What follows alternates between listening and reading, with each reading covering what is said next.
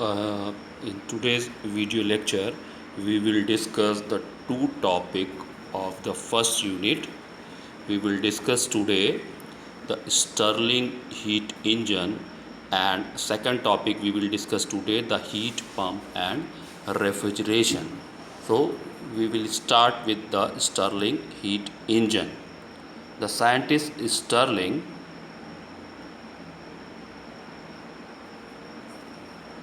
who thought to create safer alternative to the steam engine, whose boilers often exploded due to the high steam pressure and limitation of the primitive materials available at the time.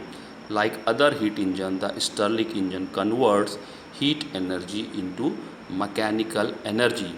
पहले जो steam engine होते थे, जो close cycle internal combustion engine होते थे, तो क्या होता था, boilers high temperature high pressure पे क्या होता था, बॉयलर्स का फटने का डर रहता था, एक्सीडेंट होने का डर रहता था. तो स्टर्लिंग ने सोचा कि एक ऐसा क्लोज साइकिल इंजन बनाया जाए जिसमें कि एग्जॉस्ट एक्सटर्नली हो.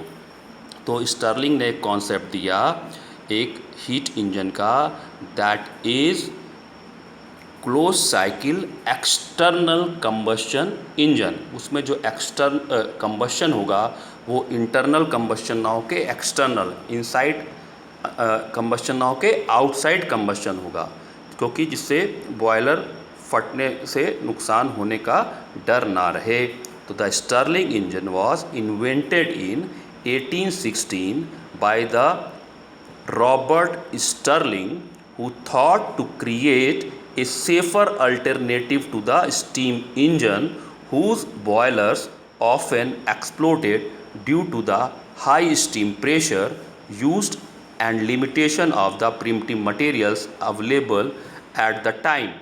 Like other heat engine, the Stirling engine converts heat energy into mechanical energy. Stirling heat engine भी मैकेनिकल एनर्जी में कन्वर्ट करेगा हीट एनर्जी को, लेकिन जो इसमें स्टर्लिंग ने चेंज किया वो चेंज ये किया कि जो कंबस्शन पार्ट है वो एक्सटर्नल कर दिया.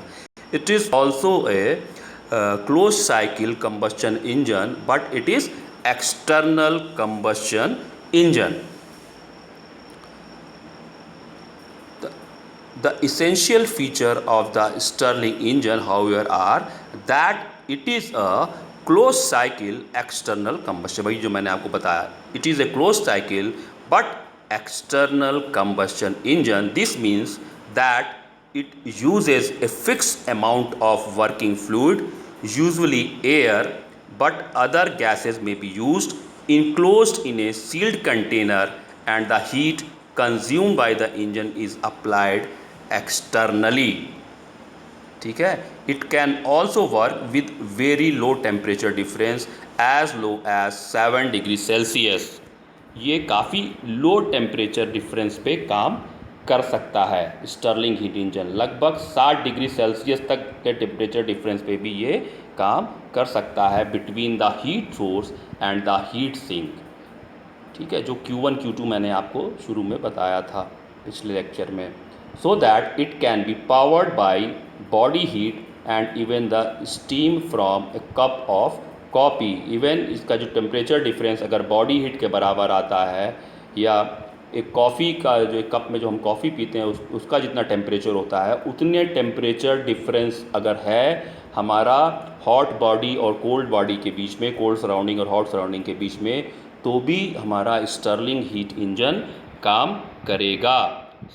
Since it can use heat from a constant flame and does not depend on explosion as in the internal combustion engine. Internal combustion engine में क्या होता है कि इंटरनल कंबस्शन में एक्सप्लोजन होता है इंटरनली, तो उस पर ये डिपेंडेंट नहीं है, बल्कि इसमें एक्सटर्नल कंबस्शन है जहाँ से हमें कांस्टेंट फ्लेम मिलता रहता है. तो इसलिए इस वजह से जो इंजन है वो जो चलता है तो उसमें आवाज़ बिल्कुल नहीं होती है. स्टर्लिंग में इंजन में बेसिकली ये भी इसका एक बड़ा एडवांटेज है कि इसमें आवाज़ बिल्कुल नहीं होती है, क्योंकि ये इंटरनल कंबस्शन नहीं है, ये external combustion close cycle engine है. इसमें इंटरनल कंबस्शन की तरह जैसे इंटरनली एक्सप्लोजन होता है तो इसमें एक्सप्लोजन नहीं होगा, ये आउटसाइड एक्सटर्नल कंबस्शन है, तो आउटसाइड से इसको कंटिन्यूअस कांस्टेंट फ्लेम मिलती रहती है। This is the diagram of Stirling heat engine. इसमें आप देख सकते हैं फोजिल फ्यूल जो कोयला चलाया जा रहा है, और यहाँ पे कंबस्शन चैम्बर है, कंबस्शन चैम्बर से एग्जॉस्ट इमिशन है, और ये हीट एक्सचेंजर है, ये टेम्परेचर कंट्रोल है जो कि स्टर्लिंग इंजन को हीट हम कंट्रोल वे में देते हैं, हीट ज़्यादा ना हो पाए या हीट बहुत कम ना रहे, तो हीट को हम, और ये टेम्परेचर पर्टिकुलर टेम्परेचर पे ये हीट हम देते हैं, और फिर कूलिंग वाटर और एयर जो है उससे स्टर्लिंग को इंजन को फिर बाद में ठंडा करने के लिए है। वही सेम प्रोसेस है कि फिर आगे उससे क्या है कि उससे सिंक्रोनस जनरेटर जुड़ा रहता है, तो उसमें क्या होगा, वही सेम चीज़ होगा, मैग्नेटिक मूविंग कॉइल मूव करेगी और इलेक्ट्रिसिटी हमारी प्रोड्यूस होगी। तो working principle of Stirling engine relies on the property of gases that they expand when heated and contract when cool. Charles law है ये।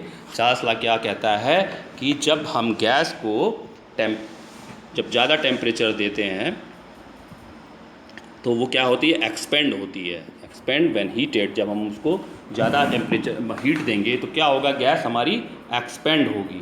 और कॉन्ट्रैक्ट कब होगी, जब हम उसको ठंडा करेंगे। तो जब गैस को हम हीट देंगे तो वो एक्सपेंड होगी, और जब हम उसको ठंडा करेंगे तो वो कॉन्ट्रैक्ट होगी। This is the Charles law. तो ये जो स्टर्लिंग हीट इंजन है ये हमारा चार्ल्स लॉ पे काम करता है। If the gas is held in a variable volume container constructed from a movable piston, जो हमने डिस्कस किया था पहले करनॉट साइकिल में, ऑलमोस्ट जैसे हमने पिस्टन और सिलेंडर आपको बताया था, तो वैसे ही इंजन में क्या होता है, पिस्टन होता है, सिलेंडर होता है। सिलेंडर में क्या होता है, गैस हमारी भरी रहती है, तो गैस का जो एक्सपेंशन होता है, कॉन्ट्रैक्शन होता है, उसके हिसाब से पिस्टन का मूवमेंट टू एंड फ्रो होता है। तो इसमें क्या है, from a movable piston in a cylinder closed at one end, the pressure increases and decreases will cause the piston to move out and इन।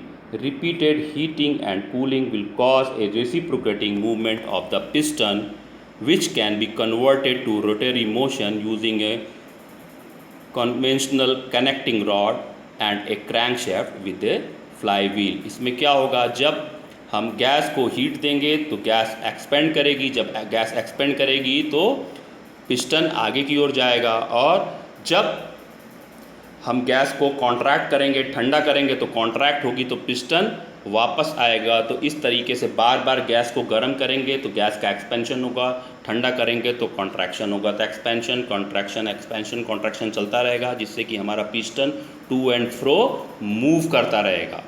ठीक है, तो repeated heating and cooling will cause a reciprocating movement of piston which can be converted to rotary motion causing a conventional connecting rod and a crankshaft। उससे क्या होता है, conventional connecting rod और एक क्रैंकशैफ्ट flywheel से जुड़ा रहता है जो कि रोटरी मोशन करेगा।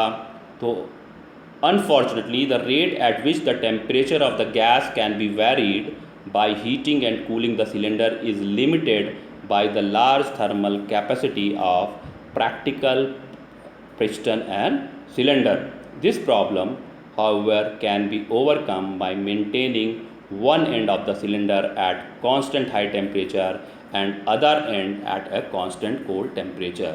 सिलेंडर के क्या करते हैं, एक तरफ कांस्टेंट हाई टेम्परेचर मेंटेन करके रखते हैं और एक तरफ कांस्टेंट कोल्ड टेम्परेचर मेंटेन करके रखते हैं, and moving the gas from one end of the cylinder to the other. Cylinder के एक एंड पे हम कॉन्स्टेंटली हाई टेम्परेचर देते हैं और एक एंड पे हम ठंडा करके रखते हैं, कोल्ड टेम्परेचर मेंटेन करके रखते हैं। और गैस क्या होता है, गर्म से ठंडे की ओर, फिर ठंडे से गर्म की ओर मूव करती रहती है। तो उससे क्या होगा, गैस हमारा एक्सपेंड होगा और कंट्रैक्ट होगा, जिसकी वजह से पिस्टन में हमारे टू एंड फ्रो मोशन होगा। This is accomplished by means of a loose fitting piston known as the displacer, which moves back and forth inside the cylinder, thus shutting the gas from one end to the other। तो इसमें क्या होता है, loosely coupled piston होता है, loosely fitting piston होता है, जिसको कि हम डिस्प्लेसर भी कहते हैं। ठीक है, तो वो बैक एंड फोर्थ सिलेंडर के अंदर मूव करता रहता है according to the gas expansion and gas contraction. Now as displacer moves, the gas leaks around the gap between the displacer and the cylinder wall. The displacer produces no power itself and only uses enough energy to circulate the gas within the cylinder. Power is extracted from the thermal system by using the volume pressure variation of the gas at the cold end of the cylinder to push separate power piston back and fourth. Cylinder में क्या होता है, जो piston होता है, तो जो cylinder की दीवार होती है उसमें और पिस्टन के बीच में थोड़ा गैप होता है, तभी तो पिस्टन आराम से, अगर गैप नहीं होगा तो पिस्टन सिलेंडर में फंस जाएगा। ठीक है, तो क्या होता है कि जो पिस्टन जब मूव करता है तो गैस जो इधर से चलती है वो पिस्टन और सिलेंडर वॉल के बीच से थोड़ी सी लीक होके आगे की ओर जाती रहती है। तो मान लो इधर से गर्म अभी हमारी क्या है, गैस मान लो गर्म है, गर्म हुआ है तो पिस्टन हमारा आगे बढ़ रहा है, लेकिन गैस धीरे धीरे पिस्टन और सिलेंडर के बीच से होती हुई नेक्स्ट पोर्शन में पहुंच जाती है। तो नेक्स्ट पोर्शन में जब गैस पहुंच जाती है, सिलेंडर मूव करता रहता है, फिर उधर जा कर के गैस ठंडी हो जाती है, तो ठंडी होकर फिर कॉन्ट्रैक्ट होगी, तो जब कॉन्ट्रैक्ट होगी, ठंडी होगी, तो पिस्टन को धीरे धीरे बाहर इधर की ओर पुश करेगी बैक पोजीशन में। पिस्टन तो धीरे धीरे बैक पोजीशन में आता जाएगा, लेकिन जो उधर से ठंडी गैस आ रही है वो क्या होगी, सिलेंडर और पिस्टन के बीच में जो गैप है उससे फिर धीरे धीरे रिलीज़ होकर के इधर आ जाएगी, जिधर की हाई टेम्परेचर है। तो जिधर हाई टेम्परेचर है इधर फिर गैस गर्म हो जाएगी। इस तरीके से piston to back and forth जो है मूव करता रहता है हमारा। ठीक है, तो इस तरीके से ये सिलेंडर में पिस्टन का जो टू एंड फ्रो मोशन होता है उससे फिर आगे क्या होता है, क्रैंकशाफ्ट जुड़ा रहता है। तो क्रैंकशाफ्ट जो रोटरी मोशन करता है वो फिर कनेक्टेड होता है आगे जनरेटर से। जनरेटर में जैसा हम जानते हैं कि मैग्नेटिक मूविंग कॉयल होती है, उसमें छोटे छोटे से मैग्नेट होते हैं, वो तेज़ी से मैग्नेट घूमते हैं। तो जब तेज़ी से मैग्नेट घूमते हैं तो हमारी इलेक्ट्रिसिटी प्रोड्यूस होती है। तो this is the working principle of Stirling heat engine. ठीक है, now next is heat pump and refrigeration. तो हीट पंप बेसिकली हम यूज़ करते हैं, a heat pump is a device that can provide heating, cooling and sanitary hot water for residential, commercial and industrial application. हम heat pump एक ऐसा device है जो कि हमें हीटिंग, कूलिंग और सैनिटरी हॉट वाटर हमें प्रोवाइड करता है for residential, commercial and industrial applications के लिए। Second, it transforms energy from the air, ground and water to useful heat. ये एनर्जी किससे ट्रांसफॉर्म करता है, हवा से, ज़मीन से और पानी से यूज़फुल हीट में कन्वर्ट करता है एनर्जी को। इस transform energy from the air, ground and water to useful heat. This transformers is done by a refrigerant cycle. तो एक पूरी रेफ्रिजरेंट साइकिल होती है, रेफ्रिजरेशन प्रोसेस होता है हीट पंप में। उस प्रोसेस के थ्रू ये एनर्जी को एयर, ग्राउंड और वाटर से यूज़फुल हीट में कन्वर्ट करता है। ठीक, तो now we will discuss the complete refrigeration power. Here we will discuss the vapour compression cycle. Refrigeration cycle, typical single stage vapor compression refrigeration cycle, as you can see in the diagram. In the left side there is a evaporator. evaporator का जैसे मैं आपको पहले भी कई बार बता चुका हूँ, evaporator का क्या काम होता है, इसमें वेपोराइजेशन करके हम वेपर बनाते हैं, स्टीम बनाते हैं। ये स्टीम वेपर क्या होगा, हमारा कंप्रेसर में जाएगा। ठीक है, कंप्रेसर में इसको कंप्रेस करेंगे, फिर ये वेपर कंप्रेस फॉर्म में हो करके फिर ये आएगा, आगे चल के कंडेंसर में आएगा। कंडेंसर में इसको कंडेंस करेंगे, ठंडा करेंगे तो फिर ये क्या होगा, जब कंडेंसर में हम इसको ठंडा करते हैं तो इससे क्या होती है, हीट निकलती है, गर्म एयर। इससे क्या होगा, जब कंडेंस करेंगे तो इसकी जो हीट है वो बाहर निकलेगी, गर्म हवा के रूप में वो बाहर निकलेगी। और उसी गर्म हवा को हम आगे फ़ैन लगा करके जो हम इवेपोरेटर में जो ठंडा पानी और वेपर का कम्बिनेशन आता है उसको इसी गर्म हवा से दे करके फिर हम वेपोराइज करते हैं इवेपोरेटर में। फिर ये कंडेंस होके लिक्विड क्या होगा, नीचे आया एक्सपेंशन वॉल्व में। एक्सपेंशन वॉल्व क्या करेगा, लिक्विड वेपर कम्बिनेशन का इसमें क्या होता है कि ऑलमोस्ट 80 to 90% लिक्विड होता है, 5 to 10% जो है वेपर होता है। तो इस मिक्सचर को वापस क्या करेगा, इवेपोरेटर में डाल देगा। इवेपोरेटर में क्या है कि गर्म हवा पड़ रही है, किससे, कंडेंसर से जो निकल रही है। तो ये गर्म हवा इवेपोरेटर पे आएगी तो इवेपोरेटर क्या होगा प्रोसेस, ये ठंडा पानी फिर से वेपोराइज हो जाएगा। तो इसको जब हीट मिलेगी तो ये जब वेपोराइज होगा तो इसकी जो ठंडक है वो ठंडी हवा के रूप में इवेपोरेटर से बाहर के ओर निकलेगी। ठीक, तो the vapour compression cycle is used in most household refrigerator as well as in light commercial and industrial refrigeration system. As you can see in the figure, it provides its diagram of the component of a typical vapor compression refrigeration system. तो जो refrigeration system होता है, जो refrigerator हम लोग residential या commercial purpose के लिए यूज़ करते हैं, उसका ये ब्लॉक डायग्राम है। इसमें इवेपोरेटर होता है, कंप्रेसर होता है, कंडेंसर होता है और एक्सपेंशन होता है। ठीक, तो ये इवेपोरेटर में क्या होता है, वेपर जनरेट होता है। उस वेपर को हम क्या करते हैं, कंप्रेसर में कहते हैं। तो फिर वहाँ पे हाई कंप्रेस वेपर हो जाता है जो कि आगे चल कर कंडेंसर में जाता है। कंडेंसर में उसको कंडेंस करते हैं, उसको ठंडा करते हैं।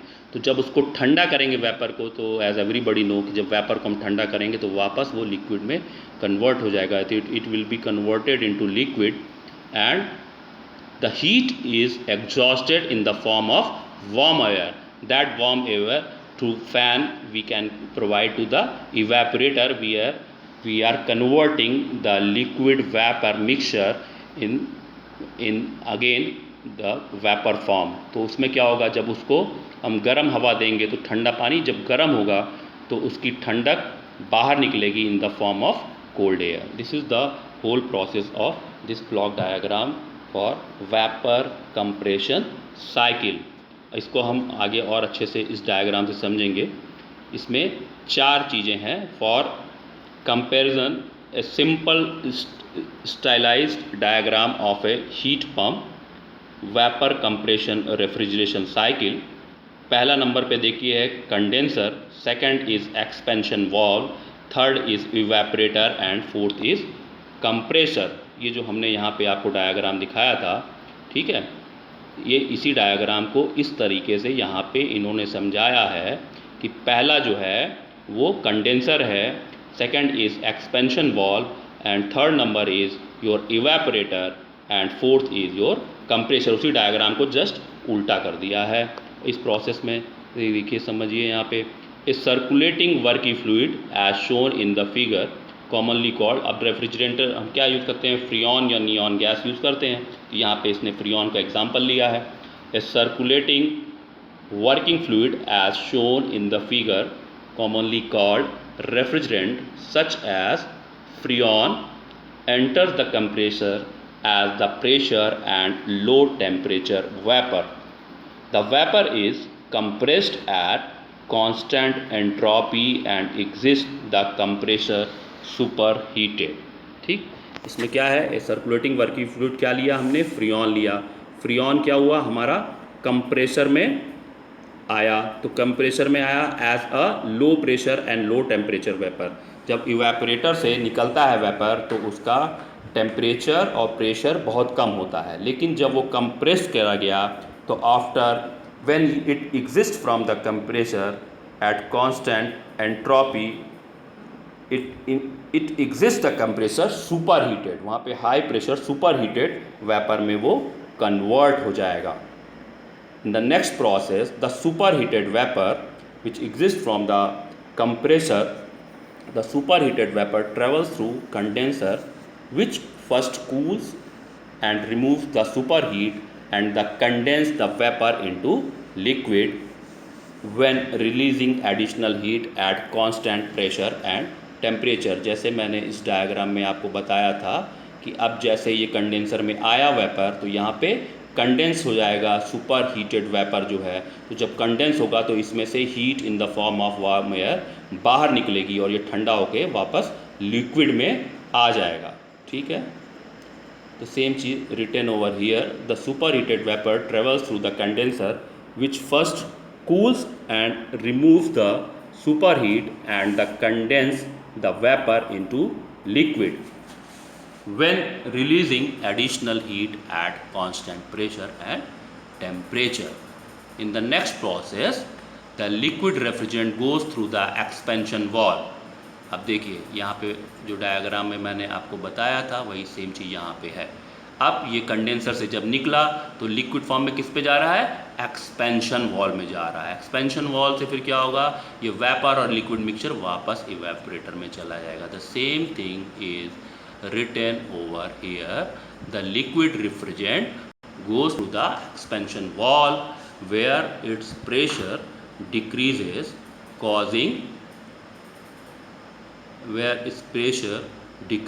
causing flash evaporation and auto refrigeration of typically a small portion of the liquid।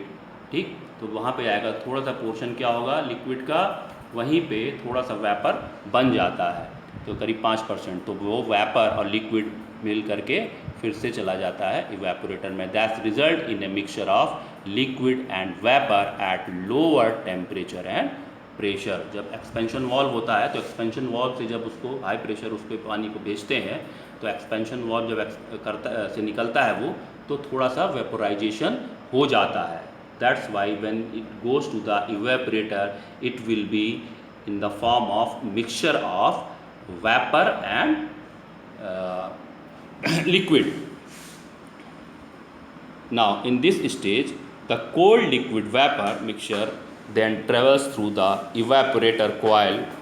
अब इवेपोरेटर में आ गया, जो मैंने बताया था इवेपोरेटर में क्या हो रहा है, कंडेंसर से जो एग्जॉस्ट हुई जो गर्म एयर बाहर निकली जब ठंडा कर रही होती है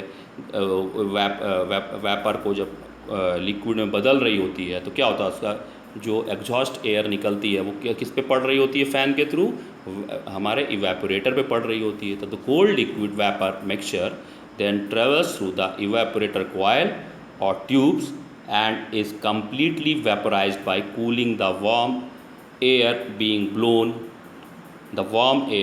blown by the fan across the evaporator coil tubes। ये जो आपको मैंने इस डायग्राम में बताया था ये बार बार इसीलिए मैं दिखा रहा हूँ। अब देखिए ये वार्म एयर क्या कर रहा है, ये वेपर लिक्विड कम्बिनेशन मिक्सचर जब इवेपोरेटर में गया तो वार्म एयर इस फैन के थ्रू इस इवेपोरेटर पे पड़ रहा है, तो जो ठंडा लिक्विड और वेपर कम्बिनेशन इवेपोरेटर में आया है वो क्या करेगा, खूब तेज़ी से गर्म होगा तो उसकी ठंडक जो है बाहर निकलेगी इन the form of cold air. That is same thing is given over here. The cold liquid vapor mixture then travels through the evaporator coils or tubes and is completely vaporized by cooling the warm air being blown by a fan across the evaporator coil or tubes। The resulting refrigerant vapor returns to the compressor inlet to complete the cycle of complete the thermodynamic cycle। तो ये चीज़ है। फिर से मैं एक बार जो पहला diagram इसको बता दे रहा हूँ, ये इस तरीके से डायग्राम बना करके ये चीज़ें और अच्छे से क्लियर हो गई। This is the complete vapour compression cycle. In this you can see there are 4 major part. First part is compressor, second part is condenser, third part is expansion valve and the fourth part is evaporator. Condenser में vapour form में जब आया हमारा freon तो वो क्या होता है, लो प्रेशर लो टेम्परेचर पे वो वेपर होता है, जो कि कंप्रेसर में हम super heated high pressure vapour में उसको कन्वर्ट करते हैं। फिर वो super heated high pressure compressor vapour जो होता है फिर वो कंडेंसर में जाता है। कंडेंसर क्या करता है, उसको कंडेंस करता है, ठंडा करता है। तो ठंडा करता है तो वो लिक्विड में कन्वर्ट हो जाता है, लेकिन जब वो ठंडा हो रहा होता है तो उसकी गर्मी जो है बहुत तेज़ी से बाहर की ओर निकलती है, उसी को हम यूटिलाइज़ कर लेते हैं इवेपरेटर पे गर्म हवा छोड़ने के लिए। तो फिर ये वो तो गर्म हवा चली जाती है जो फ़ैन से होके इवेपरेटर पे पड़ रही होती है। ये लिक्विड कंडेंसर से हमारा निकलता है, नीचे आता है जब, तो ये एक्सपेंशन वाल्व लगा होता है। एक्सपेंशन वाल्व क्या करता है, एक्सपेंशन वाल्व से जब होके ये गुजरता है तो एक्सपेंशन वाल्व क्या करता है, थोड़े से लिक्विड को वेपराइज में 5-10% को वहीं पे वेपराइज में वेपर कर में कन्वर्ट कर देता है। तो फिर क्या होता है, इसमें करीब 90-95% लिक्विड होता है, 5-10% वेपर होता है।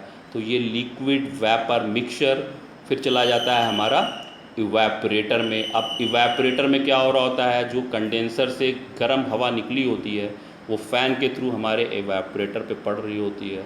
तो वहाँ पे क्या होता है, इवेपरेटर में ये जो लिक्विड और वेपर का जो मिक्सचर आता है, इस पर जब गर्म हवा पड़ती है तो ये कंप्लीट वेपर में चेंज हो जाता है। But this vapour will be low temperature low pressure vapour. तो ये क्या होता है, इसको जब इससे जब गर्म होता है वेपर में कन्वर्ट होता है तो इसकी ठंडक इन the form of cold air बाहर एग्जॉस्ट होती है। फिर ये लो टेम्परेचर वेपर किस में चला जाता है, हमारा कंप्रेसर में जाता है। तो कंप्रेसर क्या करता है, इसको कंप्रेस करता है। तो जब कंप्रेसर इसको कंप्रेस करता है तो ये हमारा फिर किस में कन्वर्ट हो जाता है, high pressure super heated vapour में, सुपर हीटेड वेपर में हो जाता है। तो फिर ये कंडेंसर में आ जाता है। तो इस तरीके से ये साइकिल चलती रहती है, compressor to condenser, condenser to expansion valve and expansion valve to evaporator. वही 4 प्रोसेसेस को हमने इस तरीके से आपको इस डायग्राम में और इस डायग्राम में हमने आपको बताया है।